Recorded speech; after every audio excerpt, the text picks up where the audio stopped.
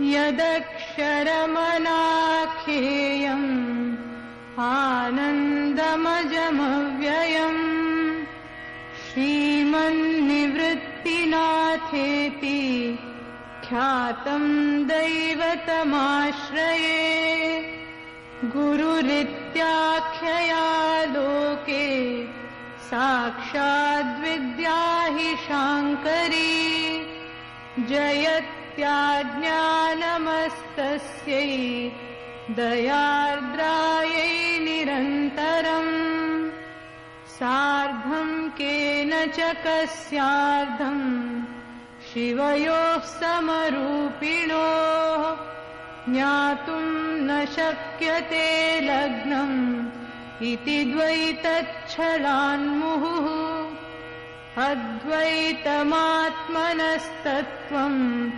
दर्शयन्तौ मिथस्तरा तौ वन्दे जगतामाद्यौ तयोस्तत्त्वाभिपत्तये मूलायाग्राय मध्याय मूलमध्याग्रमूर्तये क्षीणाग्रमूलमध्याय नमः पूर्णाय शम्भवे।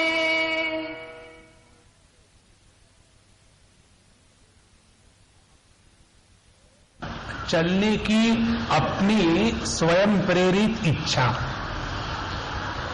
जब तक कि ये दो बातें नहीं होगी, तत्व की दृष्टि, तत्व क्या है, तत्व का विस्तार किस प्रकार से है, तत्व की अव्यक्त स्थिति, व्यक्त स्थिति और व्यक्तिगत स्थिति क्या है, इसका जब तक संपूर्ण निर्णय स्पष्ट रूप से हमारे बुद्धि में नहीं होगा, तब तक के हम इस मार्ग पर चलना बड़ा कठिन है।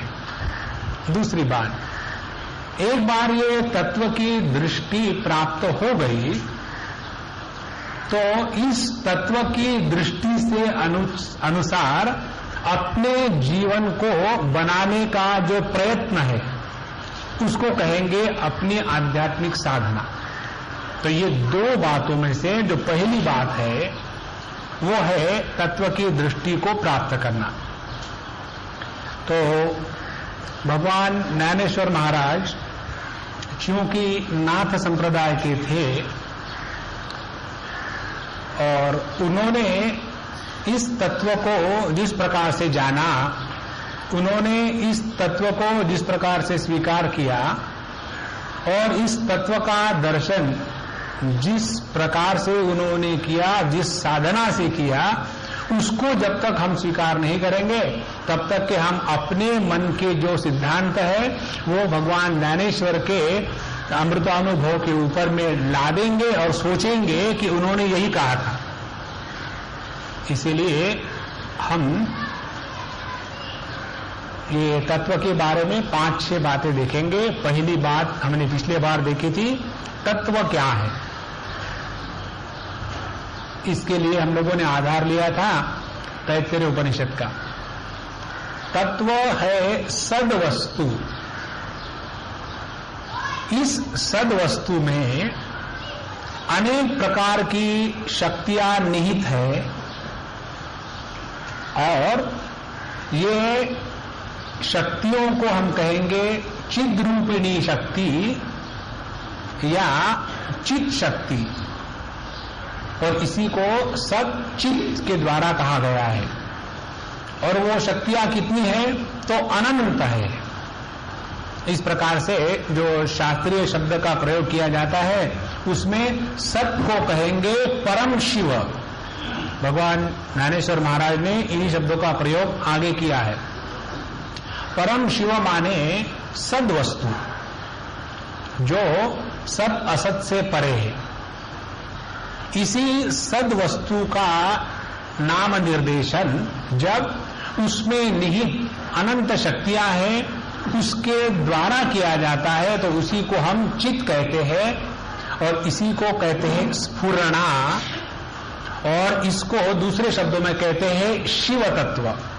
तो पहले है परम शिव सद वस्तु, फिर कॉन्शियसनेस या चित्त है शिव तत्व, जो इस शुद्ध तत्व पर पहली स्फुरणा है। और ये जो अनेक अनंत शक्तियां हैं, वो सभी की सभी शक्तियां आनंद की अभिव्यक्ति है, दुख की नहीं है। जीव का संसार और परमात्मा की सृष्टि, इसमें क्या फर्क है? यही फर्क है। जीव का संसार दुख की अभिव्यक्ति है और परमात्मा की सृष्टि आनंद की अभिव्यक्ति है। तो हमको यदि जीवन में आनंद प्राप्त करना हो तो क्या करना पड़ेगा? जीव के सृष्टि से निकल जाए और परमात्मा की सृष्टि में पहुंच जाए। इस प्रकार से ये जो तीन तत्व है, सत चित आनंद, सत को कहेंगे परम शिव, चित को कहेंगे शिव तत्व, और उसकी जो अनंत शक्तियां है उसको कहेंगे शक्ति तत्व। इस प्रकार से सच्चित आनंद, तीनों की तीनों बातें एक ही तत्व का भिन्न प्रकार से निर्देशन करने के कारण कही गई है। एक ही तत्व, सत्यम ज्ञानम अनंतम ब्रह्म। और इस तत्व को वेदांत में ब्रह्म शब्द से निर्देशित किया गया है। ब्रह्म माने बृहत्वात् ब्रह्म, जो बृह धातु का अर्थ है वृद्धौ या विस्तारे। बृह मीन्स जो वृद्धि को प्राप्त होता है या जो विस्तार को प्राप्त होता है। तो एक ही तत्व जिसको यहां परम शिव शब्द से निर्देशित किया गया है, वही एक परमात्मा तत्व विस्तार को प्राप्त होकर के जो दुनिया या संसार के शब्दों के द्वारा बताया जाता है। तो यह सत्यम ज्ञानम अनंतम ब्रह्म, यह तत्व का निर्देशन है। अब दूसरी बात जो मुख्य रूप से आती है कि यह जगत किस प्रकार से अभिव्यक्त हुआ या किस प्रकार से निर्माण हुआ। यहां मुख्य एक बात समझनी है, कहीं भी शास्त्रों में जगत का निर्माण हुआ ये कहीं भी नहीं कहा है। कई बार हम लोगों के सामने ये प्रश्न आता है कि ये जगत कब निर्माण हुआ, ये जगत किसने निर्माण किया। कई बार लोग प्रश्न पूछते हैं कि महात्मा जी बताइए, भगवान ने ऐसी दुनिया क्यों निर्माण करी। अब उनको ये प्रश्न पूछना पड़ेगा कि ये दुनिया भगवान ने निर्माण करी, ये तुमको भगवान ने बताया क्या? ये भगवान ने तो नहीं बताया। तो तुम खामो खाम अपने दिमाग की बात भगवान के सर पर क्यों मार रहे हो। और दूसरी बात, जिसको आप ऐसी दुनिया कहते हैं, दुनिया वैसी नहीं है।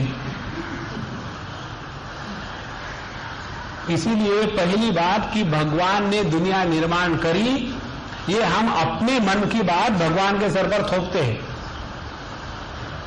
और दूसरी बात, जब ये दुनिया निर्माण हुई ही नहीं तो फिर ये दुनिया का अस्तित्व क्या है। और इसका निर्देशन हमको इस सिद्धांत में मिलता है, जिसको कहते हैं यह दुनिया अभिव्यक्त हुई है। अभिव्यक्त होना माने जो वस्तु प्रथम अव्यक्त स्थिति में रहती है, उसी अव्यक्त स्थिति को छोड़ करके जब वो व्यक्तित्व को प्राप्त होती है, तब उसको कहते हैं इस दुनिया का manifestation. It is not a creation. Creation में या निर्माण कार्य में क्या आवश्यक है? निर्माण उसका हो सकता है कि जिसका पहले अभाव हो। निर्माण किसी वस्तु का करने के लिए पहले ये स्वीकार करना पड़ेगा कि ये वस्तु यहां नहीं थी। जैसे हमारे ये जो प्रवचन माला है, ये पहले थी नहीं, अब शुरू हुई तो खत्म भी हो जाएगी, इटरनली तो चलने वाली नहीं। माने जो वस्तु निर्माण होती है पहले उसका अभाव होना चाहिए, और एक समय ऐसा आएगा कि जिसका फिर अभाव हो जाएगा। तो जब हम कहते हैं दुनिया निर्माण हुई है तो हम ये स्वीकार करते हैं कि पहले दुनिया थी नहीं और फिर बाद में नहीं रहेगी। तो इसका मतलब क्या निकला कि दुनिया अभाव से निर्माण हुई क्या? और इसीलिए ये सिद्धांत में बताते हैं कि यह दुनिया पहले भी परमात्मा में अव्यक्त रूप में विद्यमान थी और यही अव्यक्त रूप में विद्यमान दुनिया संसार परमात्मा की जब अपनी मौज हुई तब उस दुनिया की अभिव्यक्ति हो गई। ये मुख्य फर्क भगवान की दुनिया में है और जीव की दुनिया में है।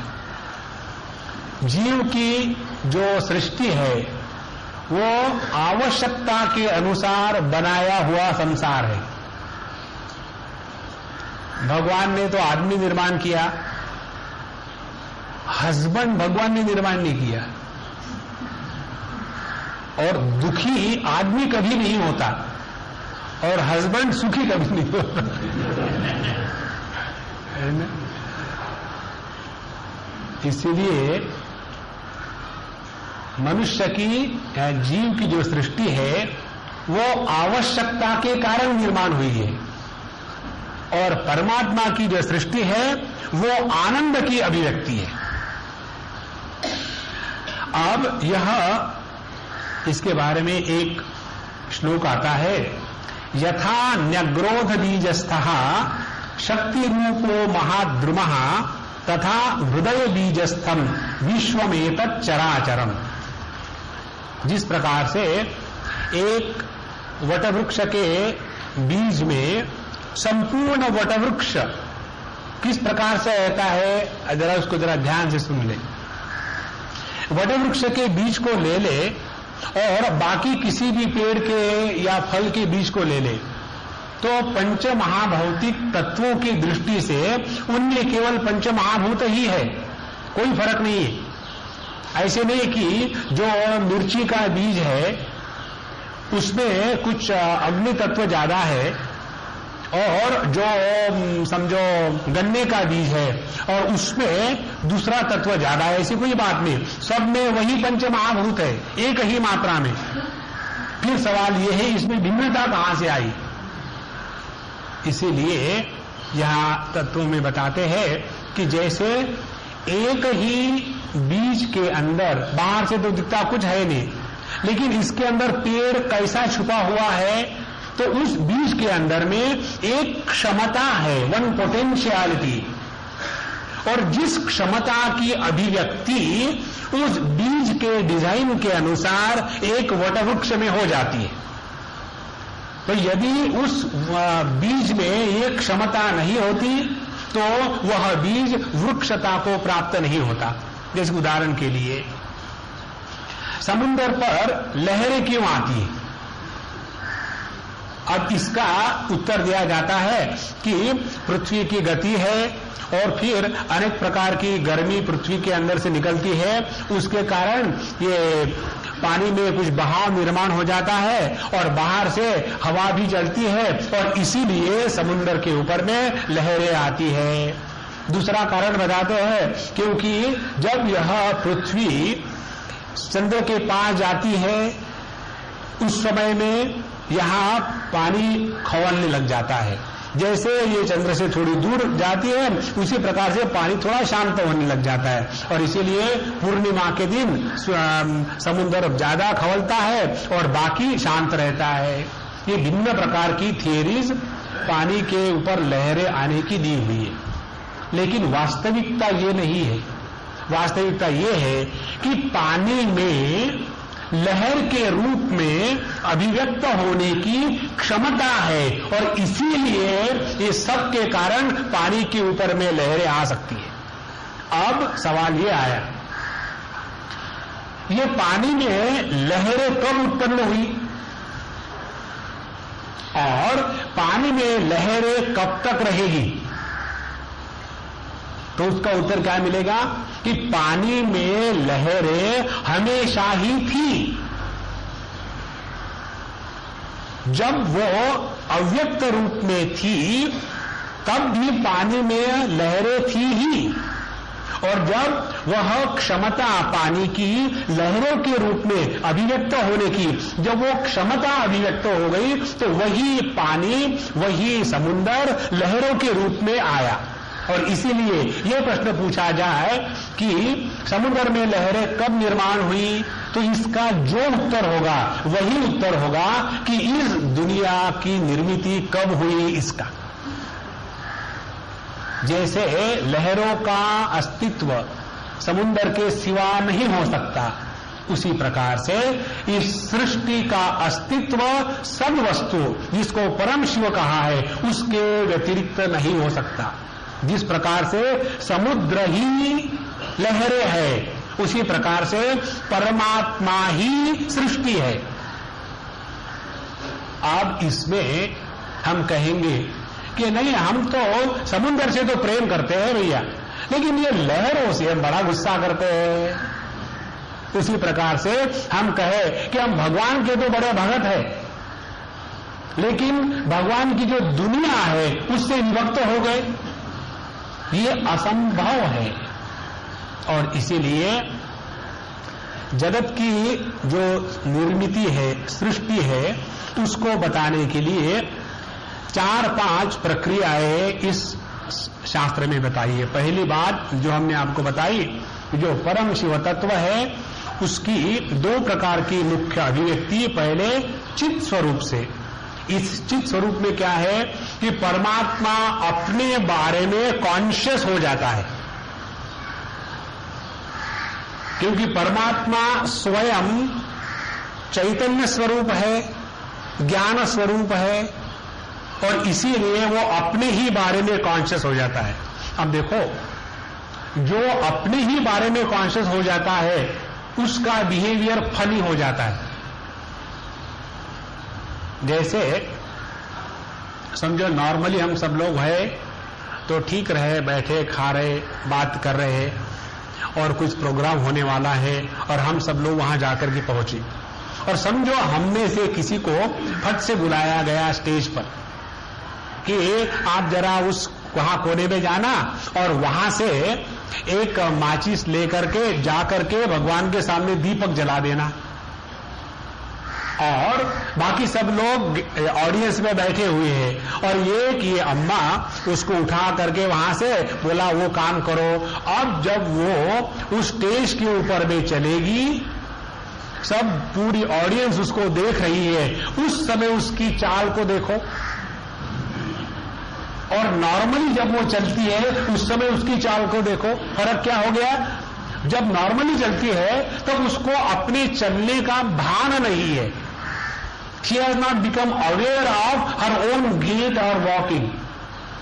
लेकिन जब वो वहां चलेगी, अच्छा ना वो सभी के सभी लोग मुझे देख रहे हैं, अब मैं ठीक से चलती हूं कि नहीं, और नॉर्मली चलने की वजह में उसमें कुछ ना कुछ गड़बड़ी शुरू हो जाएगी।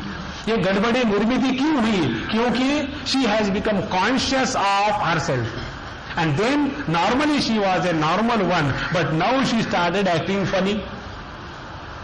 Started acting funny means who is creating fun for others to watch.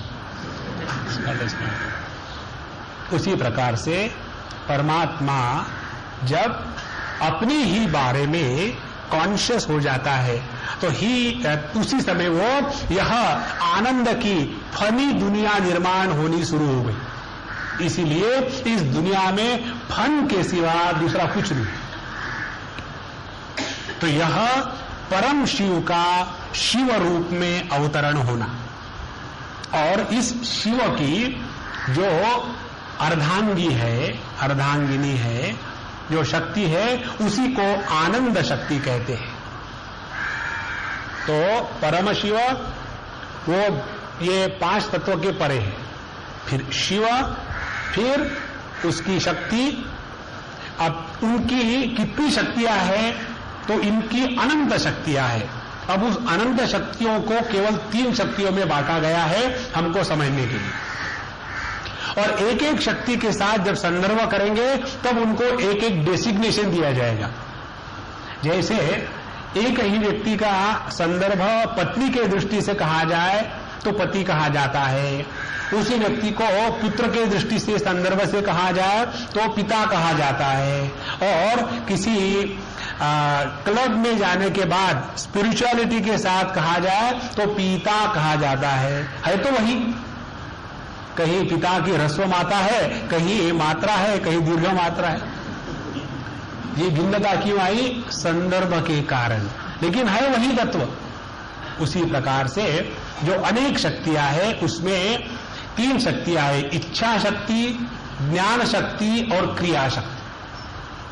तो वह परमात्मा जब अपने इच्छा शक्ति के साथ रह करके अभिव्यक्त होता है तब उस परमात्मा को, उस परम शिव को, उस शिव को ही सदाशिव कहा गया है। सो परम शिव, शिव और फिर सदाशिव, और इसीलिए गुरु का जो स्थान है वो इस सदाशिव को है। सदाशिव समारंभाम शंकराचार्य मध्यमाम अस्मदाचार्य पर्यंताम वंदे गुरु परंपराम। परमात्मा जब इस इच्छा को लेकर के अभिव्यक्त होता है कि चलो इस दुनिया में काफी जीव है और बेचारे बड़े दुखी हो रहे हैं, अब इनके साथ खेलना बहुत हो गया, अब इनको घर में बुला ही ले। हम लोग ने कई बार जब काम कुछ होता नहीं तो घर में बच्चों को चिढ़ाते हैं, उनको रुलाते हैं और फिर उन्हीं को समझाते हैं। उसी प्रकार से वह अनंत कोटि ब्रह्मांड नायक परमात्मा हमको चिढ़ा रहा है, और जब हम रोते हैं, परेशान होते हैं और अपना सर पटकते हैं, तब वही करुणालय भगवान सोचता है कि चलो अब मैं इस साधक के जीवन में गुरु के रूप में आ जाता हूं, और उसी को कहते हैं सदाशिव। तो इच्छा शक्ति के साथ तादात्म्य होकर के परमात्मा की जो अभिव्यक्ति है उसको कहा जाता है सदाशिव। अब दूसरी जो शक्ति है परमात्मा की वो है ज्ञान शक्ति। इस ज्ञान शक्ति के साथ जब परमात्मा की अभिव्यक्ति होती है तब उसको ईश्वर कहते हैं। ईश्वर माने जिसमें ऐश्वर्य है। ईश्वर किसको कहते हैं? कि जिसको सब कुछ मालूम है। तो जो संपूर्ण ज्ञान के साथ अभिव्यक्त हो रहा है उसी परमात्मा को ऐश्वर्य का ईश्वर कहा गया है। और तीसरी जो परमात्मा की शक्ति है जिसको कहते क्रिया शक्ति, इस क्रिया शक्ति के साथ जो परमात्मा की अभिव्यक्ति है उसको कहा जाता है शुद्ध विद्या या सद्विद्या। अब देखो ये 5 स्टेप्स बिल्कुल स्पष्ट समझ लेना, फिर अगला पूरा अमृतानुभव एकदम फटाफट समझ में आएगा। शुद्ध तत्व को कहा गया है परम शिव, सद्वस्तु। उसी की जब अभिव्यक्ति कही जाती है उसके शक्तियों के साथ तो शक्ति युक्त परमात्मा को चिद वस्तु कहा गया है या शिव तत्व कहा गया है। उसकी जो शक्तियां है वो आनंद की अभिव्यक्ति है, इसीलिए वो आनंद शक्ति है, आह्लादिनी शक्ति है। इसकी जो अनेक शक्तियां है उसमें से इच्छा शक्ति के साथ परमात्मा की जो अभिव्यक्ति है उसको सदाशिव कहा है। ज्ञान शक्ति के साथ परमात्मा की जो अभिव्यक्ति है उसको ईश्वर कहा है, और क्रिया शक्ति के साथ उसी परमात्मा की जो अभिव्यक्ति है उसको सद्विद्या या शुद्ध विद्या कहा गया है। इसमें मूल बात ये ख्याल रखनी है कि हमारी दृष्टि उस परम शिव तत्व पर रहे और फिर इसकी जितनी भी शक्तियां हैं वो अपने साथ चलती रहेगी। अब ये तत्व समझ में आने के बाद हमारा अनुभव, प्रत्येक का अनुभव 2 स्तर पर होता है। एक सार्वजनिक अनुभव और दूसरा अपना जो प्राइवेट अनुभव जिसको कह दीजिए, व्यक्तिगत। मैं इस व्यक्ति शब्दों को बाद में लाने वाला था।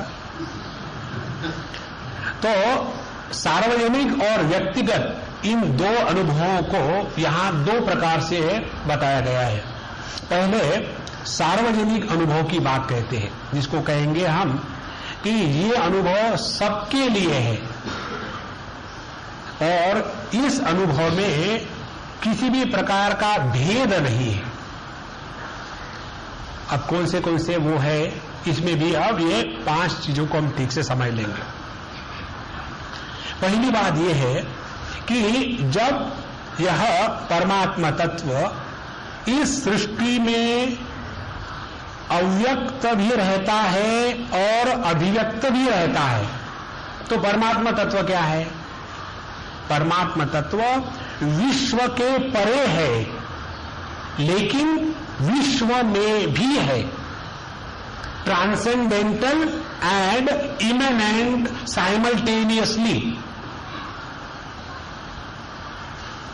परमात्मा इस दुनिया में रहते हुए भी दुनिया के परे है। समुद्र हरेक लहर में रहता हुआ भी हरेक लहर से परे है। हरेक लहर से परे है माने लहर का जन्म होता है, समुद्र का जन्म नहीं होता। लहर का नाम होता है, समुद्र का नाम नहीं होता। लहर का रूप होता है, समुद्र का रूप नहीं होता। लहर बढ़ती है, समुद्र बढ़ता नहीं। लहर मरती है, समुद्र मरता नहीं। तो फिर समुद्र क्या है कि लहरों में होते हुए भी being immanent yet transcendental is beyond the limitations of the waves। परमात्मा उसी प्रकार से इस संपूर्ण सृष्टि में ओतप्रोत होते हुए भी संपूर्ण सृष्टि से परे है, वह परमात्मा तत्व। तो ये पहली बात, इसको कहेंगे हम शिव तत्व की अभिव्यक्ति। तो शिव तत्व की अभिव्यक्ति क्या है, इसको समझने के लिए एक उदाहरण ले। आपने ये कटहल का पेड़ देखा होगा। कटहल को क्या कहते हैं आपकी भाषा में? फणस। अब कटहल की पेड़ की विशेषता क्या है कि उसका जो फल है वो कहीं भी लगता। कोई जरूरत नहीं है कि जैसे आम का पेड़ और उसका फल एक विशिष्ट स्थान पर ही लगता है पेड़ में, लेकिन कटहल का पेड़ कैसा है, उसमें कहीं से भी फल निकल आएगा। अब इसको समझने के लिए ऐसे, जब वो पेड़ कटहल का जिंदा है, उसमें किसी एक स्थान पर समझो थोड़ा बहुत हलचल हो गया, उसको कहेंगे स्फुरणा, कि अब वहां से एक बीज अंकुरित हो रहा है, वहां से एक धीरे में एक फूल निकलेगा और फिर वहां से ही एक फल निकलेगा। तो वैसे देखा, रोज देखते थे तो वहां कुछ था नहीं, लेकिन एक दिन जब देखे तो वहां थोड़ा सा प्रोट्रूबरेंस, थोड़ा कुछ तो भी वहां डेवलप हो गया है। तो वह जो परमात्मा के ऊपर जो अभिव्यक्त होने की प्रक्रिया की जो पहली स्थिति है, उसको कहते हैं स्फुरणा। उसको कहेंगे शिव तत्व की अभिव्यक्ति का प्रारंभ। तो ये पहली बात होगी। अब दूसरी है कि यह जो शिव शक्ति, शिव तत्व की प्रथम स्फुरणा हो गई, प्रथम स्पंदन इसको कहेंगे। फिर दूसरी स्थिति आ जाती है, उसकी जो शक्ति है चित्त शक्ति, उस चित्त शक्ति की अभिव्यक्ति। उस चित्त शक्ति की अभिव्यक्ति क्या होती है कि यह हमारा जो चेतन तत्व है या चैतन्य है या चेतना है, इट लीड्स टू पोलराइजेशन। इसमें पोलैरिटी, इसमें डायकोटॉमी, इसमें द्वैत, इसकी निर्मिति होना शुरू हो जाती। और ये द्वैत की निर्मिति होती है अहम और इदम तत्व की अभिव्यक्तियों से। अब जिन्होंने एम्ब्रियोलॉजी पढ़ी होगी स्कूल में वगैरह, उनको याद होगा, वहां हम लोग जब एम्ब्रियोलॉजी पढ़ते हैं उसमें बताते हैं कि जब ये स्पर्म और ओवम यूनाइट होता है, फिर वहां जाइगोट निर्माण हो गया। जाइगोट माने गोट होने का पहला stage. Isn't it? We are all goats. Therefore slaughter at the feet of the Lord. So that zygote is formed. अब ये जब zygote तैयार होता है तो उसकी जब जैसी डेवलपमेंट शुरू हो जाती है, फिर बताते हैं कि अमुक अमुक नाम की जो सेल्स है, इससे स्केलेटल सिस्टम बनेगी। अमुक अमुक प्रकार की जो सेल्स है, इससे उनकी सर्कुलेटरी सिस्टम बनेगी। अमुक प्रकार की जो सेल्स है, इससे नर्वस सिस्टम बनेगी। इतना ही बताते, इससे ज्यादा कुछ नहीं बताते। उसी प्रकार से एक ही परमात्मा, इसके ऊपर जो प्रथम स्पंद हुआ, उस स्पंद की अभिव्यक्ति जब होने लग जाती है तो उस अभिव्यक्ति को ही कहते हैं कि subject object dichotomy creation, polarization of these two principles of subjectivity versus objectivity in a creation.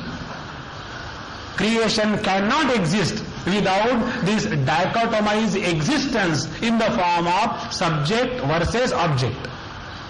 यह दूसरी स्थिति है और इसको कहेंगे हम उन्मुखता। ये सब शास्त्रीय शब्द है। अब अहम और इदम निर्माण हो गया। अब ये अहम और इदम निर्माण होने के बाद इस अहम और इदम की अभिव्यक्ति फिर तीन प्रकार से होती है। जरा स्पष्ट समझ लेना, मन में शंका मत रखना, ये मत कहना है सब छक्के जा रहे हैं, all Sixers. It is not difficult, बहुत सरल है, उसमें कोई समझने की बात है ही नहीं, इसीलिए समझने का प्रयत्न मत करो। लेकिन जब मन शांत होता है सो भी मत जाना, because you know this is our अभ्यास फॉर इयर्स टुगेदर कि सोने के पहले मन को शांत करो। यहां परमात्मा का चिंतन सुनते सुनते मन शांत हो जाता और फिर हम सो जाते और फिर हाँ बड़ा अच्छा रहा, नींद अच्छी आई। अच्छा, सो शुद्ध परमात्मा तत्व उसकी प्रथम स्पंदन के कारण अभिव्यक्त होने की जागृति हो गई और अभिव्यक्ति का प्रारंभ हो गया इदम और अहम का भेद, सब्जेक्ट ऑब्जेक्ट डायकोटोमाइजेशन। अब ये सब्जेक्ट ऑब्जेक्ट का जो द्वैत निर्माण हुआ, अब इसकी आगे क्या कहानी है फिर बताते कि पहले स्थिति पर जिसमें इच्छा शक्ति की एसोसिएशन या अभिव्यक्ति है, उस स्तर पर अहम और इदम, इसमें अहम का प्राधान्य रहता है और इदम की अस्फुटता रहती है। अस्फुटता माने सेपरेशन इज नॉट डिस्टिंक्ट। अहम और इदम इसका भेद होना शुरू हो गया है, लेकिन अभी भेद पूरा नहीं हुआ। जैसे ब्लास्टूला के ऊपर लाइनें अपीयर होनी शुरू हो जाती है और जैसा वो क्लीवेजिंग डीप और डीप होने लग जाता है, तब ब्लास्टूला का फ्लास्टूला होना शुरू हो गया। उसी प्रकार से जब ये अहम और इदम इनका द्वैतीकरण प्रारंभ हुआ है, लेकिन अभी पूर्ण नहीं हुआ, और जिसमें अहम वृत्ति की प्रधानता रहती है वह पहली स्थिति आई एम दिस। इसमें आई एम इज अहम वृत्ति एंड दिस इज इदम वृत्ति, मैं यहां हूं। इसमें जो अहम वृत्ति की प्रधानता है यह पहली स्थिति।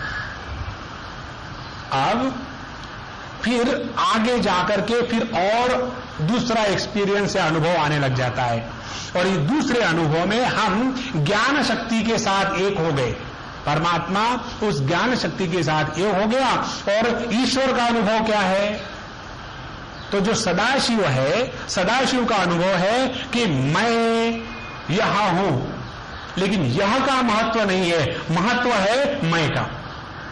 ईश्वर का अनुभव क्या है? ईश्वर का अनुभव है कि यह मैं हूं, इसमें यह का महत्व आ गया और मैं सेकेंडरी हो गया। और उससे भी जब तीसरे स्टेज पर जब क्रिया के साथ तत्व की अभिव्यक्ति होने लग जाती है तो वहां मैं और यह इन दोनों का बैलेंस होना लग जाता है। इन दोनों की अभिव्यक्ति में इक्वालिटी आ जाती है। इसमें मैं यह हूं, इसमें जितना महत्व का मैं है उतना ही महत्व का यह दोनों भी है। इस प्रकार से शुद्ध तत्व की अभिव्यक्ति की पहली स्थिति, जिसको प्रथम स्पंद कहेंगे, वो शिव तत्व। इस शिव तत्व की अभिव्यक्तियों में पहली अभिव्यक्ति अहम इदम का भेद निर्माण होना शुरू हो गया और उसमें भेद अस्फुट रहते हुए भी जब अहम का प्राधान्य रहता है तब उसको सदाशिव कहेंगे, जब इदम का प्राधान्य रहेगा तब इसको ईश्वर कहेंगे और जब दोनों का प्राधान्य सर्वसाधारण रहेगा, इक्वल रहेगा, तब इसको हम सदाख्य कहेंगे या सद्विद्या कहेंगे। इस प्रकार से पहले अहम वृत्ति का प्राधान्य, फिर इदम वृत्ति का प्राधान्य और फिर अहम इदम दोनों का इक्वल प्राधान्य। यहां तक सार्वजनिक अनुभव की स्थिति है। इस विचार को लेकर भी ध्यान की प्रक्रियाएं शास्त्रों ने बताई है। जब हम सुषुप्ति अवस्था से त्याग करके जागृत अवस्था में आते हैं उस समय ये सब जो बातें हमने आपको बताई है ये सब उस समय अनुभव करने की बात है। लेकिन उस समय तो हमको चाय की याद आती है।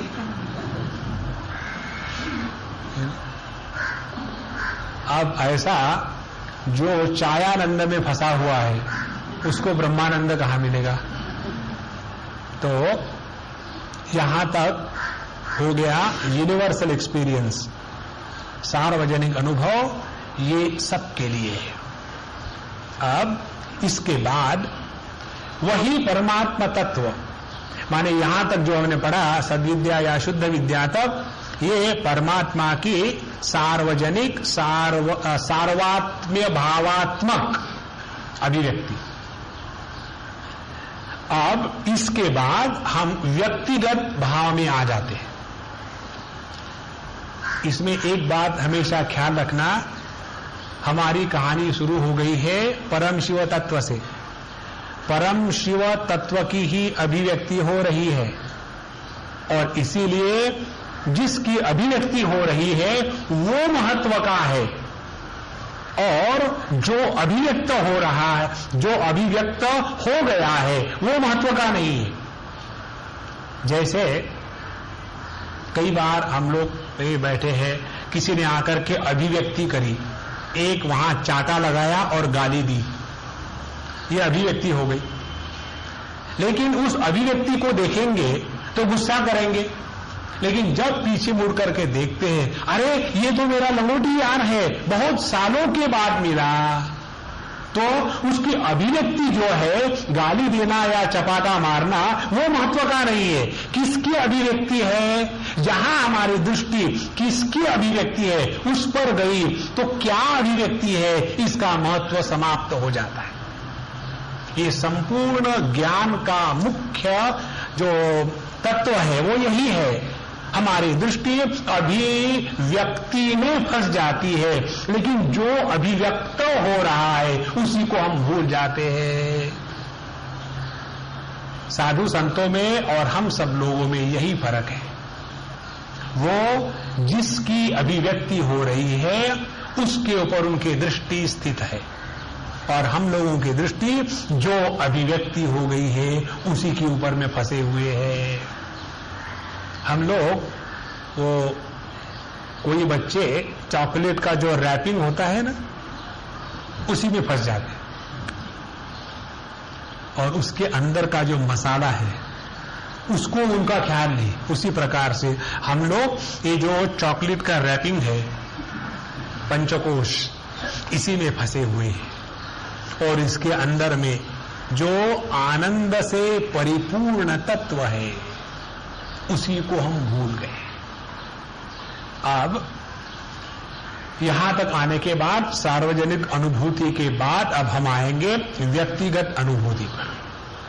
जब ये कहा जा रहा है कि सार्वजनिक अनुभूति के बाद व्यक्तिगत अनुभूति पर आ रहे हैं, इसका तात्पर्य ये नहीं है कि जो सार्वजनिक रूप से अभिव्यक्त हो गया है और जो व्यक्तिगत रूप से अभिव्यक्त होने जा रहा है, हम दो बातों की बात कर रहे नहीं, एक ही तत्व की दो प्रकार से, दो स्तरों पर बात हो रही है। अब यह जो व्यक्तिगत अभिव्यक्ति है इसको कहते हैं अशुद्ध अध्व, और जो सार्वजनिक अभिव्यक्ति है उसको कहते हैं शुद्ध अध्व। और ये शब्द जो है अध्व कठोपनिषद में आता है। सो अध्वम पारम आपनोति, वहां यमराज कहते हैं नचिकेत से कि जिसने अपना व्यक्तिगत अस्तित्व त्याग करके सार्वत्मिक अस्तित्व को स्वीकार किया है, उसी ने इस अशुद्ध अध्व से निकल करके शुद्ध अध्व में प्रवेश किया है। माने जो व्यक्ति अपने व्यक्तित्व का त्याग करके, छोटात्मा का त्याग करके महात्मा बन जाता है, वही महान तत्व की प्राप्ति कर सकता है। तब इस छोटात्मा को त्याग करने के लिए पहले पता तो चले कि ये परमात्मा, ये छोटात्मा कैसा बना। इसमें बताते हैं ये होने के कारण जो है उसको कह देंगे माया तत्व। अब देखो ये शब्द को ठीक से समझ लेना, इस माया ने बड़ा घोटाला किया है।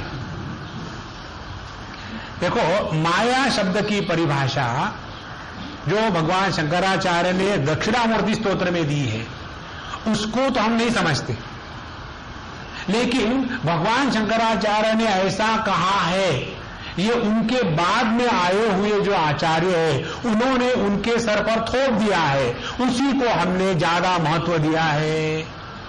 और फिर एक स्थिति ये आ गई है कि भगवान शंकराचार्य मायावादी बन गए। मायावादी माने जो माया तत्व का प्रतिपादन करते हैं और भगवान को भूल गए। और इसीलिए अद्वैत के वेदांत के अध्ययन में जब तक कि हम इस माया शब्द को ठीक से नहीं समझेंगे, कभी भी माया के पार नहीं हो सकते। जैसे यदि हमको माइस ब्रीडिंग एक्सपेरिमेंट करने हो और माइस किसको कहते यही पता नहीं, तो क्या हम एक्सपेरिमेंट कर सकेंगे? उसी प्रकार से यदि हमको माया के पार जाना है और यही पता नहीं कि माया किस चिड़िया का नाम है, इसीलिए यहां माया शब्द का विवरण जितना स्पष्टता से और सुंदरता से भगवान ज्ञानेश्वर महाराज ने दिया है और कहीं आपको नहीं मिलेगा। तो माया शब्द मां इस धातु से बना हुआ है। जो रामतीर्थ जी ने, स्वामी रामतीर्थ हो गए, उन्होंने जो परिभाषा दी है वो बड़ी विचित्र दी है और वो दिखने के लिए वो परिभाषा बड़ी चटक पटक लगती है और उसी के कारण हम गलत प्रकार की विचारधारा में फंस जाते हैं। उन्होंने ये परिभाषा दी है कि माया जो है नहीं फिर भी दिखती हो उसको माया कहते हैं। तो जो है ही नहीं जो दिखती हो उसको माया कहते हैं। तो फिर इस माया को क्रॉस कैसे करेंगे? जो है ही नहीं इसको क्रॉस क्या करेंगे? और इसीलिए भी सिद्धांत क्या निकला? सब कुछ करना छोड़ दो, केवल अहम ब्रह्मास्मि सोचो, हो गए माया के पार। लेकिन भगवान कृष्ण भगवद गीता में स्पष्ट कहते हैं दैवी हेषा गुणमयी मम माया दुरत्यया। यदि परमात्मा सत्य है तो परमात्मा की जो अभिव्यक्ति है वो कभी भी असत्य मिथ्या नहीं हो सकती। इसीलिए ये जो दुनिया है वो मिथ्या नहीं है, ये दुनिया सत्य है। और इसको समझने के लिए पहले माया शब्द को, माया तत्व को ठीक से समझ लें। तो माया शब्द मा इस धातु से बना हुआ है। मा माने नापना। 4 महानगरों का तापमान है ना, माने 4 महानगरों में जो ताप हुआ है उसको नापने का जो दंड है ना। तो 4 महानगरों का तापमान क्या रहा? दिल्ली में इतने मरे, बंबई में इतने मरे, कलकत्ते में इतने मरने वाले हैं, और मद्रास में इतने कई बार मर चुके है ना। 4 महानगरों में जो ताप है उसका मान, मान माने मेजरमेंट। तो माया का अर्थ क्या हो गया फिर? मीयते अनया इति माया। वह ज्ञान की अभिव्यक्ति जो मेजर अभिव्यक्ति है, expression of the infinite through the finitude is called as maya. अब हम अपने आंखों से जो देखते हैं उसमें कौन सी कमियां हैं? एक तो कमी यह है कि हमारी आंखें एक विशेष प्रकार का जो लाइट स्पेक्ट्रम है उसके परे नहीं देख सकती। यदि हम ये सोचेंगे कि जितना हम आंखों से देख सकते हैं वही सत्य है और बाकी सब बकवास है, तो ये मूर्खता की बात होगी, ये माया की बात नहीं हुई। माया की बात क्या है कि मुझे अपने आंखों से इस समय इतना दिख रहा है और जितना दिख रहा है वो सत्य है। एक उदाहरण जो मिथ्या या माया को बताने के लिए बताया जाता है वो कैसे गलत है देखो। उदाहरण दिया जाता है, 5 अंधे एक हाथी को देखने गए और हरेक ने उस हाथी का वर्णन किया। एक ने कहा कि हाथी एक रस्सी के जैसा है, एक ने कहा खंबे के जैसा है, एक ने कहा दीवार के जैसा है। इस प्रकार से भिन्न प्रकार का अनुभव 5 अंधों ने किया और हरेक ने बताया। और हम कहेंगे ये इनका जो ज्ञान है हाथी का वो मिथ्या है, गलत है। अब देखो ये ज्ञान गलत नहीं है। जिसने बताया कि हाथी खंबे के जैसा है, क्या हाथी में खंबेपना नहीं है क्या? तो उसने जो बताया हाथी खंबे के जैसा है, ये अज्ञान नहीं है, ये ज्ञान ही है, लेकिन उस ज्ञान में अपूर्णता है। वह जो ज्ञान है ये नापा तुला हुआ ज्ञान है। इसीलिए माया तत्व माने वो नहीं है कि जो नहीं है उसका दर्शन हो रहा है, नहीं, जो है उसी का दर्शन हो रहा है, लेकिन उस दर्शन में अपूर्णता है। ये अपूर्णता के कारण जब हम अपूर्ण को पूर्ण की संज्ञा देंगे तब हम गलत हो जाएंगे।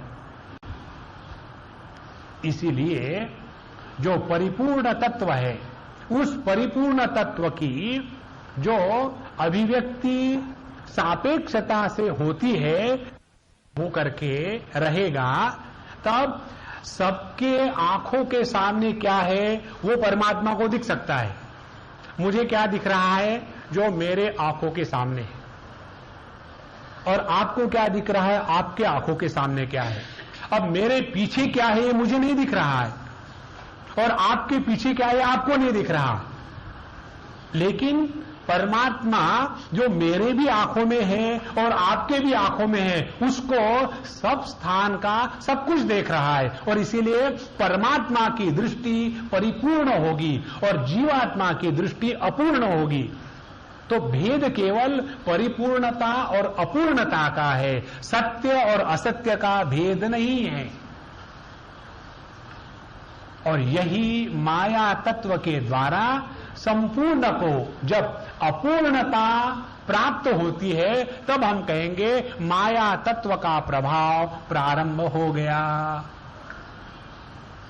और इसीलिए इस माया से डरने की आवश्यकता नहीं, झगड़ा भी करने की आवश्यकता नहीं, ये ऐसा ही है। अब इसमें क्या झगड़ा करना है, मुझे आंखों से दिखता है और इसीलिए मैं किसको देखता हूं तो गुस्सा आता है, इसीलिए उसको मारो या आंखें फोड़ो। अरे महात्मा जी, भगवान ने आंखें फोड़ने के लिए थोड़ी दी है। और इसीलिए माया तत्व को समझना माने संपूर्ण की अपूर्ण जैसी अभिव्यक्ति जिस कारण से होती है उस कारण को माया कहा गया है। अन्यथा यदि ये माया नाम की कोई चीज होती ही नहीं तो संपूर्ण को अपूर्णता प्राप्त होने का कोई सवाल ही नहीं था। भगवद गीता में 15वें अध्याय में भगवान कहते हैं ममई वांशो जीवलोके जीवभूत सनातन। जीव भी सनातन है, परमात्मा भी सनातन है, क्योंकि सनातन तत्व का अंश कभी असनातन नहीं हो सकता।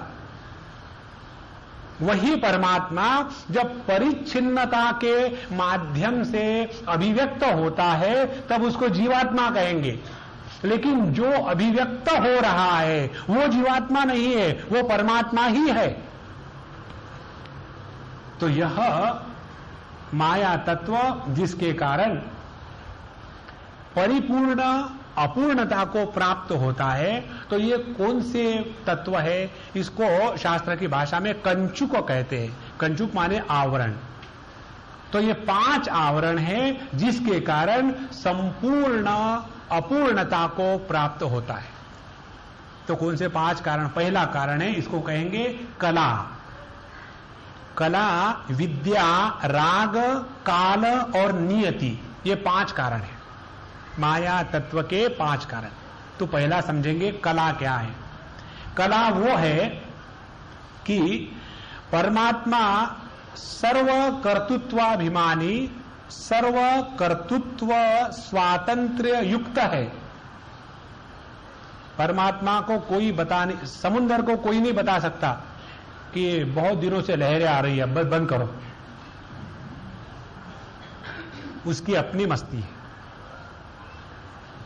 इसीलिए जो सर्व कर्तृत्व या सब कुछ करने के लिए फ्री है, स्वतंत्र युक्त है, स्वातंत्र युक्त है, उसको जब पारतंत्रता प्राप्त हो जाती है तब उसको कहेंगे उस परमात्मा के ऊपर में माया का पहरा पर्दा पड़ गया। अब ये क्यों होगा? सर्व कर्तृत्व कौन कर सकता है? जिसका सबके साथ तादात्म्य हो, और हमारा तादात्म्य केवल अपने शरीर के साथ, और वो भी कैसा कि हमारा शरीर हमारी एक भी बात नहीं मानता। सुबह निश्चय करते हैं सुबह उठेंगे 4 बजे, और रोज वो पता नहीं कहां से बच जाते हैं 4, और रोज सुबह वही झगड़ा, पता नहीं, I think tomorrow I will start, और फिर अपना वही सोना धोना शुरू। तो जो सर्वशक्तिमान सर्व कर्तृत्व युक्त है वो जब एक अल्पता के साथ तादात्म्य करके अल्प शक्तित्व या अल्प स्वातंत्र को प्राप्त होता है तब उसके ऊपर कला का प्रभाव पड़ गया। कला मीन्स जैसे चंद्रकला, चंद्र का जो पूर्ण बिंब है उसका प्रकाश कितना है और चंद्र कला का कितना प्रकाश है, माने the absolute is reduced to a part, उसको कहेंगे कला। और जब हम कहते हैं चंद्र की 17 कलाएं होती है, तो क्या 17 कलाएं होती है माने उसके ऊपर 17 लाइनें हैं? चंद्र तो एक ही है, उसकी अभिव्यक्ति इन पार्ट्स। उसी प्रकार से एक ही परमात्मा तत्व उसका ये जो सर्वकर्तृत्व शक्ति जो है, इस सर्वकर्तृत्व शक्ति को जब एक परिच्छिन्नता प्राप्त हो जाती है तब हम कहेंगे परमात्मा की एक कला अभिव्यक्त हो गई। और इसीलिए हम में से प्रत्येक व्यक्ति परमात्मा की एक कला की अभिव्यक्ति है। परमात्मा की 16 कलाएं हैं, तो 1/16 तो हम भगवान है ही। तो यदि 1/16 है तो बाकी के 15 कहां गए, इसको ढूंढने की जो प्रक्रिया है उसी को आध्यात्मिक साधना कहते हैं। अच्छा, दूसरी जो कला है उसको कहेंगे, दूसरा जो कंचुक या आवरण है उसको कहेंगे विद्या। परमात्मा सर्वज्ञ है क्योंकि संपूर्ण ज्ञान शक्ति के साथ उसका एकत्व है। ज्ञान शक्ति परमात्मा से अलग नहीं है, इसीलिए वो सर्वज्ञ है। फिर उस सर्वज्ञता के ऊपर में जब पर्दा पड़ेगा तब उसको हम कहेंगे अल्पज्ञ। इसीलिए मुंडकोपनिषद में विचार आता है, वहां विद्यार्थी पूछता है जाकर के गुरु महाराज से कि हे भगवान, हमको वो एक बताओ जिसके जानने से सब कुछ प्राप्त हो जाता है। तो गुरु महाराज बताते हैं, ठीक है, मैं एक क्यों 2 बताता हूं। और फिर वहां कहते हैं द्वे विद्ये वेदितव्ये इति। 2 विद्याओं को जानना आवश्यक है। और कौन सी है वो? पराविद्या और अपराविद्या। और अपराविद्या कौन सी है? ऋग्वेद, सामवेद, यजुर्वेद, अथर्ववेद, शिक्षा, व्याकरण, कल्प, ज्योतिष, छंदस, 4 वेद और षडांग, ये अपराविद्या है। और पराविद्या क्या है? यया तद अक्षरम अधिगम्यते। ये दोनों की दोनों बातें विद्या के क्षेत्र में आई है। और इसीलिए जो सर्वज्ञ है उसी को जब रिड्यूस करेंगे हम, तब रिडक्शन क्या होगा? अल्पज्ञ हो जाएगा। और ये अल्पज्ञता का कारण है विद्या की निर्मिति। इसीलिए परमात्मा जो सर्वज्ञ है उसके ऊपर ये जब विद्या का पर्दा पड़ता है। एक सूत्र है शिव सूत्र में, उसमें जैसे नारद भक्ति सूत्र ब्रह्म सूत्र है, उसी प्रकार से शिव सूत्र है। उसमें द्वितीय या तृतीय सूत्र में आता है विद्या बंधा या अज्ञानम बंधा। उसमें आता है कि विद्या ही बंधन है, या आता है ज्ञान ही बंधन है। एक प्रक्रिया है जिस प्रक्रिया के द्वारा मनुष्य यदि अपना जाननापन, नोइंगनेस, इसका त्याग कर दे तो परमात्मा के साथ एक हो गया। वह ज्ञान जिस ज्ञान में जानने वाला नहीं है उसी को परमात्मा कहते हैं। और जहां परमात्मा होता है वहां पाप पुण्य की अभिव्यक्ति नहीं होती। इसीलिए जब दुनिया निर्माण होती है तो भगवान को कोई मेडल नहीं मिलता, और जब दुनिया में कहीं अर्थक्वेक हो जाता है तो भगवान को पाप नहीं लगता, क्योंकि वहां कर्तृत्वाभिमान का संपूर्ण अभाव। इसी प्रकार से जो संपूर्ण ज्ञान के साथ एक है उसको हम सर्वज्ञ कहेंगे, लेकिन उसी को जब हम अल्पता के साथ जुड़ेंगे तो वह अल्पता का जो कारण है उसको विद्या तत्व कहेंगे। दूसरा ढक्कन या दूसरा पर्दा। तीसरा पर्दा राग। राग माने आपका मराठी वाला राग नहीं, राग माने आसक्ति। तो आसक्ति किस चीज के प्रति होती है और क्यों होती है? आसक्ति उस वस्तु के प्रति होती है जिस वस्तु को लेकर के मुझे पूर्णता प्राप्त होगी, ये कल्पना का उद्गम हमारे हृदय में हो जाता है। उसी वस्तु को लेकर के मन में राग या आसक्ति निर्माण हो जाता है। आप देखो, अच्छा खासा ब्रह्मचारी, सुखी, आनंद से युक्त, परिपूर्ण, लेकिन सोचा खामोखा, what is a life without a wife. माने मेरा जो जीवन है पत्नी के सिवा अपूर्ण है। आदमी शादी करने का एक ही कारण है, कितना भी अपने आप को शेर कहे, नाम भी सिंह लगा ले, लेकिन होता कायर है। और इसीलिए किसी का कंधा चाहिए और इसीलिए पत्नी से शादी करता है, दूसरा कोई कारण नहीं। आप में से सब छोड़ करके तो व्यक्ति के अंतःकरण में राग या आसक्ति या इच्छा निर्माण होने का कारण एक ही है कि हम अपने आप को अपूर्ण महसूस करते हैं। जिस समय हम में से अपूर्णता को त्यागना शुरू हो जाता है, उस समय ना तो हम किसी के पति रहते हैं, ना पत्नी रहते हैं, ना हिंदू रहते हैं, ना मुसलमान रहते हैं। और वो स्थान कौन सा है? सुषुप्ति अवस्था में।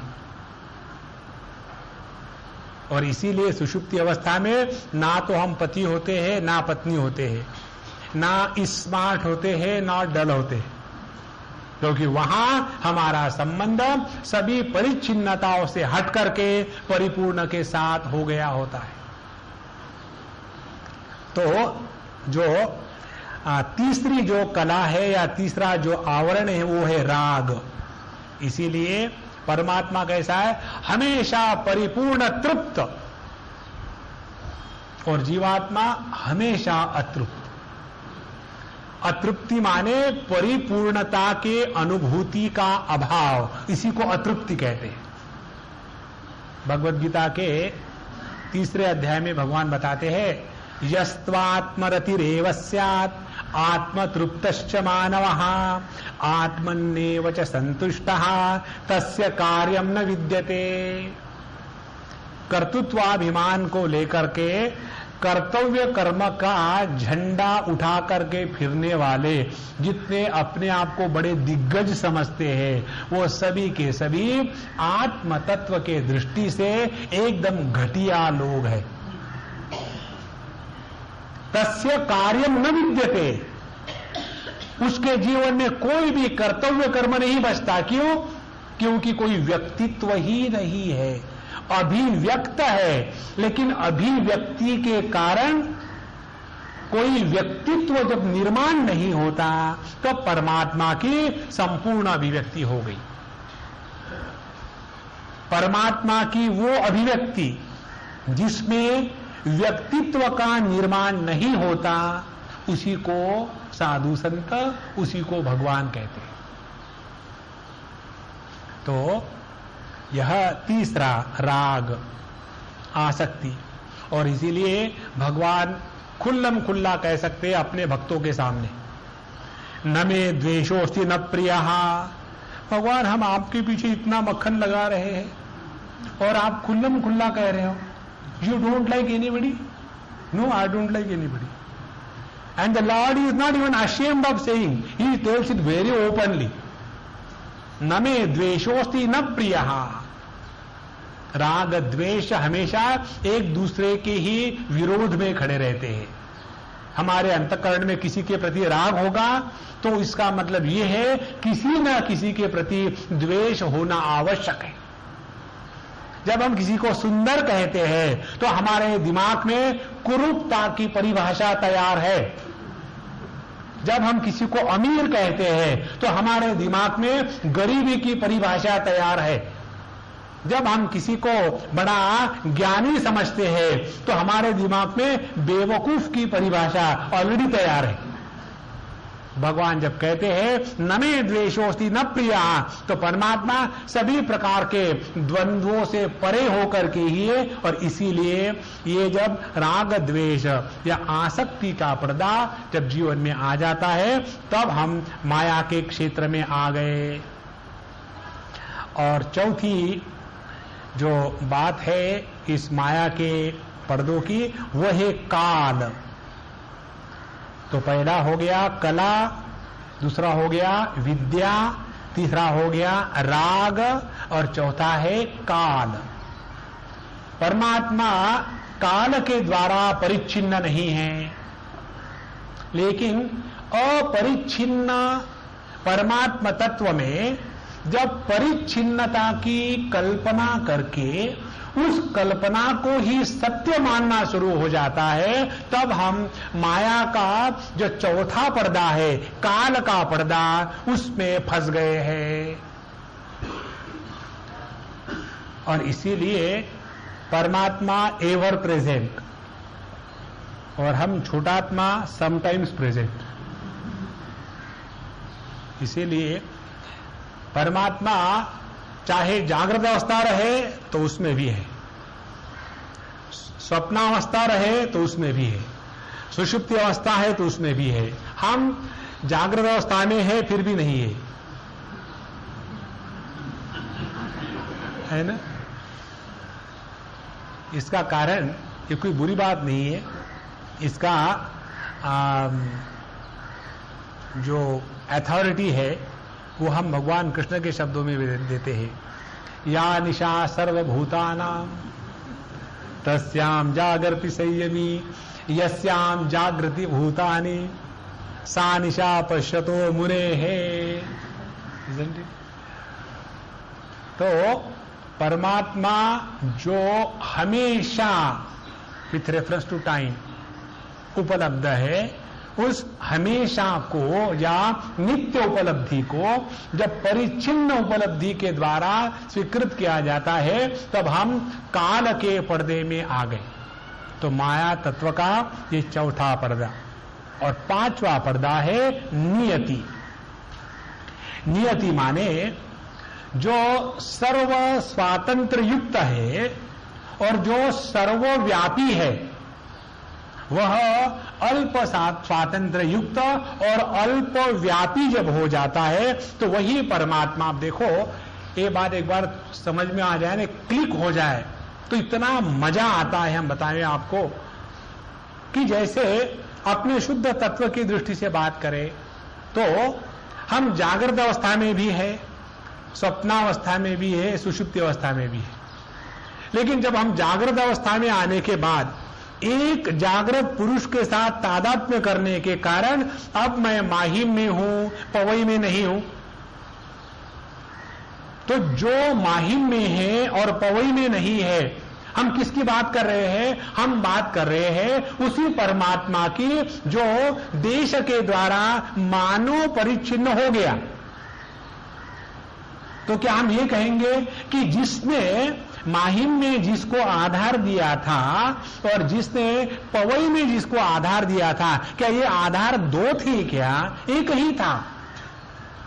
लेकिन हमारी अनुभूति क्या होती है कि इस समय मैं माहिम में हूं, पवई में नहीं हूं। इस प्रकार से देशगत परिच्छिन्नता जिसके कारण स्वीकृत होती है, यह माया का पांचवा पर्दा।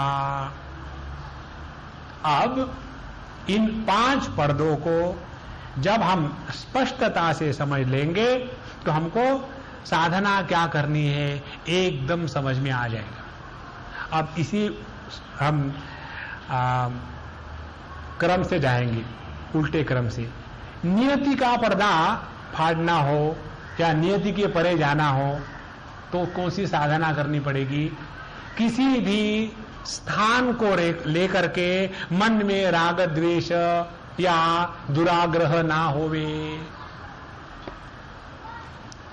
अब राग का काल का पर्दा फाड़ना हो या उसका आगे जाना हो तो प्रभु नित्य रूप से हमारे साथ है, इसकी केवल याद मात्र रखना है, बाकी कुछ नहीं करना। देखो ये इतनी बड़ी साधना है, हम आपको बतावे। जैसे आप सब हमको देख रहे हो तो हमारा जो व्यवहार है वो इस प्रकार से है कि जिसके द्वारा आपके नजरों में हम गिर न जावे। क्यों? कि आपके प्रति हमारे मन में आदर की भावना है। जिसके प्रति हमारे मन में आदर की भावना होती है, हम ये प्रयत्न करते हैं कि उनके नजर से हम गिर न जावे। अब यदि इस काल के पर्दे को फाड़ के आगे जाना हो, यदि ये याद रखे कि वह अनंत कोटि ब्रह्मांड नायक परमात्मा 24 घंटे मुझे देख रहा है, मेरे प्रत्येक व्यवहार को वो साक्षी होकर के देख रहा है, मेरे मन में जो प्रत्येक विचार आ रहा है, अच्छा हो या बुरा हो, उस प्रत्येक विचार को वो देख रहा है। इसके बारे में जब मेरे मन में जागृति हो जाएगी तो एक भी बुरा विचार, क्या मजाल है, मेरे मन में आवेगा। क्यों? कि मुझे मालूम है कि मेरे कन्हैयालाल मुझे स्पष्ट रूप से देख रहे हैं। अपने आप चित्त एक तान होकर के स्वरूप में स्थित होने लग जाता है। इसमें किसी के साथ झगड़ा करने की जरूरत नहीं है और किसी भी प्रकार की स्ट्रगल नहीं है, यह सहज भाव से करने की साधना है। तो जिस व्यक्ति के अंतःकरण में ये भावना जागृत रहेगी कि परमात्मा या गुरु महाराज हमको हमेशा देख रहे हैं। देखो, कई लोग कहते हैं कि अब स्वामी जी चले गए तो कैसा होगा, ऐसे लगता है कि जा करके 2 लगावे। देखो, गुरु वो होते हैं कि जिनके अभाव का अभाव होता है। नित्य उपलब्ध वस्तु को गुरु कहते हैं, चाहे उसको मैस्कुलिन जेंडर से डिक्लाइन करो या न्यूट्रल जेंडर से डिक्लाइन करो। तो गुरु वो है सर्वश्रेष्ठ नित्य उपलब्ध सच्चिदानंद स्वरूप। और जिनके गुरु मरते हैं उनके गुरु नहीं थे, गुरु का भूत था। और इसीलिए ये बात स्पष्ट समझ ले, चाहे उसको आप भगवान कहो चाहे गुरु महाराज कहो, यदि ये बात जागृत रखे अंतःकरण में कि गुरु महाराज मेरे प्रत्येक विचार को, प्रत्येक एक्शन को, प्रत्येक व्यवहार को नित्य रूप से देख रहे हैं, तो व्यक्ति के जीवन में गलतियां होना अपने आप बंद हो जाता है। जो परिच्छिन्नता की अभिव्यक्ति हमारे द्वारा होकर के हम एक छोटे दायरे में फंसे हुए, उससे अपने आप निकलना शुरू हो जाता है। यह काल का जो आवरण है उसको निकालने की प्रक्रिया। तीसरी निकालने की प्रक्रिया जो राग के आवरण को है। राग माने आसक्ति। हमारे मन में आसक्ति आने का एक ही कारण है कि हमने बिना किसी कारण से अपने आप को परिच्छिन्न स्वीकार किया है। परिच्छिन्न वो होता है कि जिसका कभी अभाव महसूस हो जाए। जैसे हमारा पवई का आश्रम परिच्छिन्न है क्योंकि यहां माहिम में उसका कहीं दर्शन नहीं हो रहा है, तो ये हो गया देशतः परिच्छिन्नता। और कालतः परिच्छिन्नता कौन सी है कि जो 1990 में था वो अब 1993 में नहीं है, तो ये हो गई काल की परिच्छेद। और तीसरा होता है वस्तु परिच्छेद।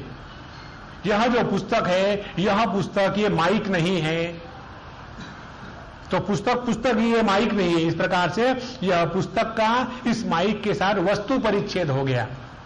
Limitation of a book because of the mic. तो राग हमारे मन में आने का एक ही कारण है कि हमने अपने आप को देशतः, कालतः और वस्तुतः परिच्छिन्न स्वीकार किया है। और इसीलिए ये सोचेंगे कि यदि मेरा अपना घर हो तब मैं मेडिटेशन कर सकूंगा।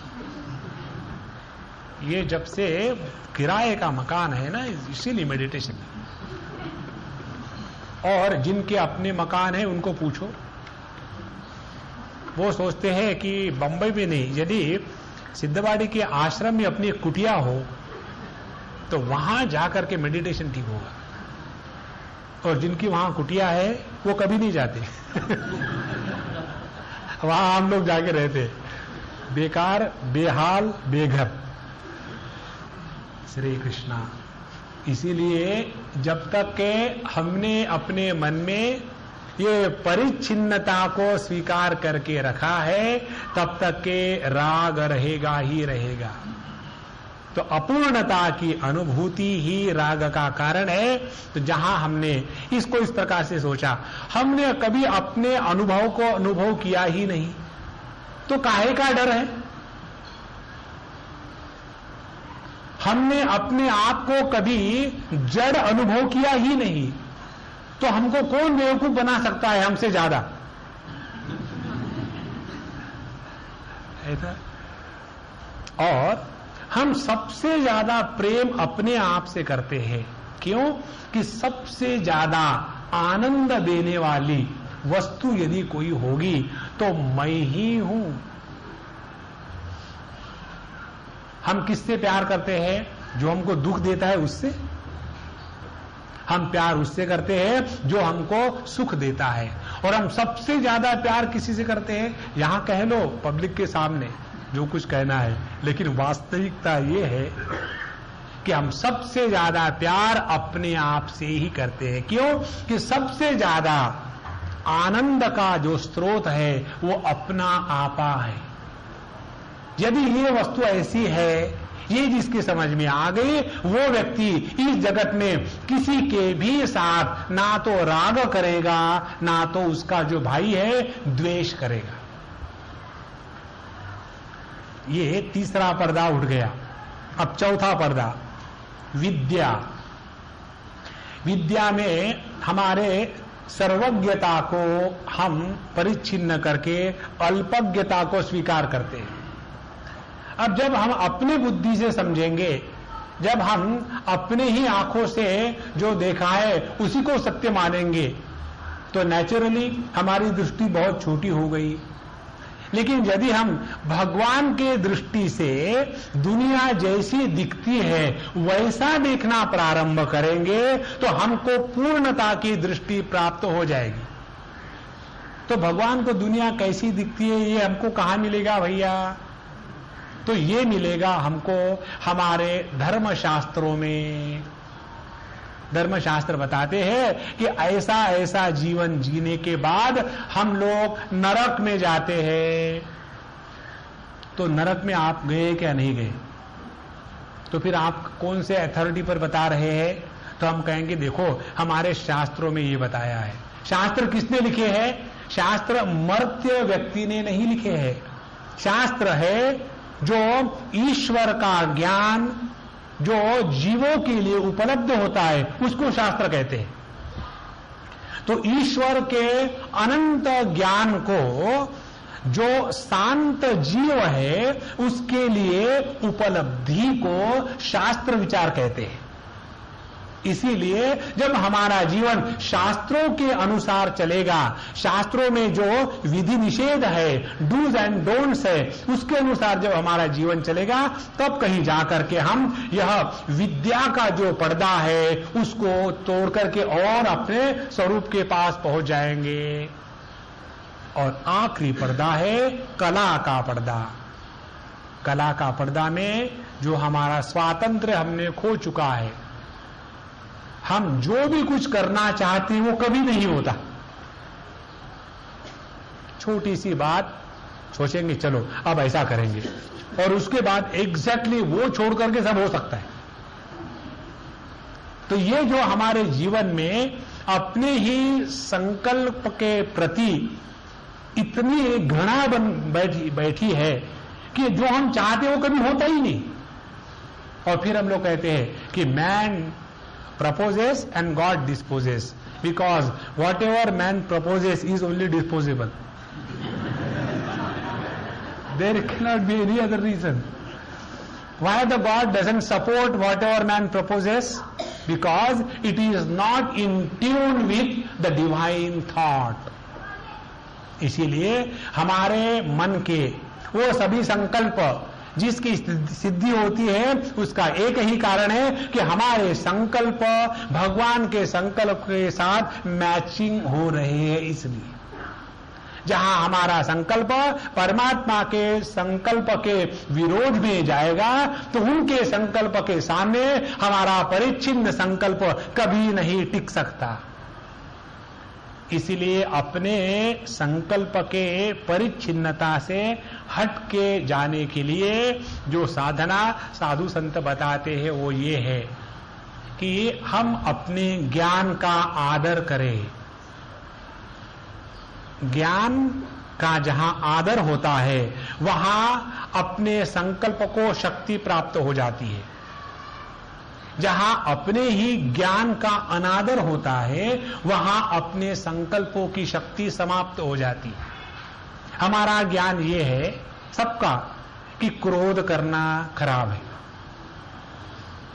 ये किसको पता नहीं, तो ये हमारा ज्ञान है। लेकिन इस ज्ञान का हम अनादर करते हैं कब? जब क्रोध कर बैठते हैं तो हमने जो कार्य क्रोध युक्त किया है उसकी सिद्धि कभी नहीं होगी, क्योंकि हमारा एक ज्ञान यह है कि क्रोध करना गलत है, और उसी ज्ञान का जब हम अनादर करेंगे तो ज्ञान का आदर युक्त जो अभिव्यक्त प्रभाव है उसी को संकल्प कहते हैं, और वही भगवान के साथ मैच होता है। इसीलिए व्यक्ति जब अपने ज्ञान का आदर करना सीखता है तब वह यह कला का जो पर्दा है उसको उठा करके अपने स्वरूप में जाकर के पहुंचेगा। तो ये जो 5 बातें हमने देखी यह साधक के लिए करने की साधनाएं हैं। अब ये होने के बाद जो जीव है, यह जीव क्या है, इसके बारे में जो विचार योग शास्त्र के हैं बड़े ही सुंदर है, और ये विचार हमको उपनिषद में मिलते हैं, ये विचार हमको भगवत गीता में मिलते हैं, और यही विचार हमको भागवत इत्यादि महापुराणों में भी मिलते हैं। जीव को 2 प्रकार से समझाया गया है। एक कि जीव नाम की एक कल्पना है, जीव नाम की कोई वास्तविकता नहीं है, और इसीलिए ये तो काल्पनिक है। अब जिन्होंने जीव को कल्पना करके स्वीकार किया है वो ये कल्पना ही करते हैं कि मैं जीव नहीं हूं और मैं परमात्मा हूं। तो ये जो व्यक्ति पहले ये कल्पना कर रहा था कि मैं जीव हूं, अब दूसरी कल्पना करता है कि मैं ब्रह्म हूं, लेकिन कल्पना के साम्राज्य से अभी वो निकला नहीं है। इसीलिए समर्थ रामदास स्वामी के जीवन में एक बात आती है कि उनका एक शिष्य था और वो कह रहा था कि स्वामी जी महाराज मुझे लगता है कि मैं ब्रह्म हो गया हूं, तो अब मुझे कुछ करने की जरूरत नहीं। बोले बिल्कुल ठीक बात है, बैठ गए। और समर्थ फिर बढ़िया बढ़िया खाना मंगवाया, खूब डट के खाना शुरू कर दिए, उसकी टेस्ट उसका वर्णन बिल्कुल आवाज कर करके उन्होंने खाना शुरू कर दिया, संगीतमय भोजन। और ये ब्रह्म बैठा है। उसके बाद बोले कि अब मैं थोड़ा लेटता हूं क्योंकि ज्यादा ही खा गया, आज का खाना बहुत ही बढ़िया था, पता नहीं रोज तो नहीं बनाते, आज क्या हो गया। और खा करके सो गए। फिर 3:30 बजे उठे, घंटी हो गई, फिर बढ़िया चाय पी। आज क्या बात है, हर चीज बढ़िया बन गई है, ब्रह्म बैठा है। तो पहले खा गए, आराम किए, चाय पिए, और फिर कहते हैं कि मैं जरा आश्रम का चक्कर लगा के आता हूं, तब तक आप बैठे रहो। और ये घूम घाम करके आए, काफी लेट आए, खाने के टाइम पर आए, तब तक ब्रह्म बैठा है। अब आने के बाद खाना वाना फिर खाए डट के, फिर खाने का खूब बिल्कुल वर्णन हुआ, तारीफ हुई। अब ये ब्रह्म बैठने को सवाल ही नहीं। बोले महात्मा जी मुझे जाने दो। बोले क्या भूख लगी है? नहीं भूख नहीं लगी। फिर मुझे हाई बीपी हो रहा है। बोले ब्रह्म को कहां से बीपी होगा? बीपी माने you know the bladder and the bowel pressure together is called as BP. अब ब्रह्म कहां जाएगा सुसु शिशी करने के लिए? तो जब हम सोचते हैं कि मैं ब्रह्म हूं तो केवल सोचते ही रहते हैं, सोचने का जो ब्रह्म होता है वो शोक में डुबोने वाला ब्रह्म होता है।